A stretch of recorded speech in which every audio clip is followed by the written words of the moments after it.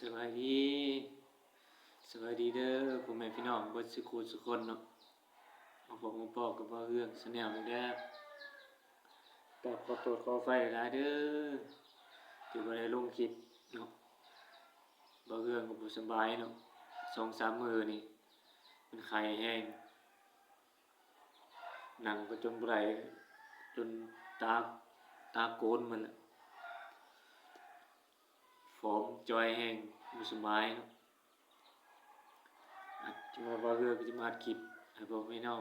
เบิ่งประมาณนี้เด้อแจ้งพี่แจ้งน้องเนาะที่บ่เรื่องบ่ได้ลงคลิปเนาะบ่เรื่องบ่สำบายเนาะบ่เรื่องก็เป็นไข้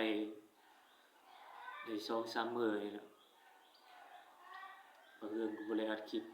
ให้พ่อแม่พี่น้องได้เบิ่งเลย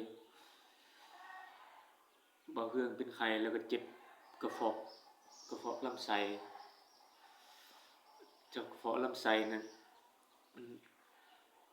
ขึ้นมาในเทิงไปเลยนะแล้วทั้งกระเพาะแล้วทั้งหากเมื่อคืนก็เบิดคืนเลยบ่ได้หลับบ่ได้นอนเนาะเจ็บคันในท้องแล้วก็ปวดหากขึ้นไปเนาะเจ็บกระเพาะน่าจะกระเพาะลำไส้นะเพราะว่าน่าจะแม่นลำไส้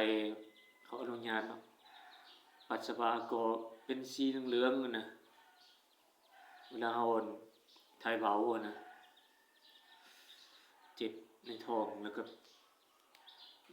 หอนในโตแล้วก็เจ็บหัวเพราะเป็นไข้ซื้อยามากินแซ่หมดหมดยาอยู่ตลอดมากินอันนี้ก็น่าจะเป็น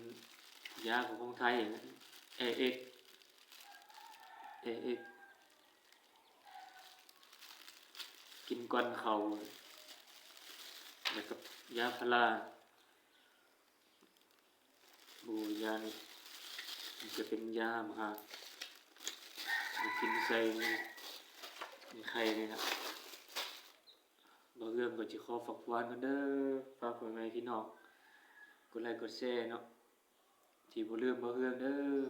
ขอตัวลาไปก่อนเด้อสิอัดคลิปสั้นให้พ่อแม่พี่น้องได้เบิ่งประมาณนี้เด้อสวัสดี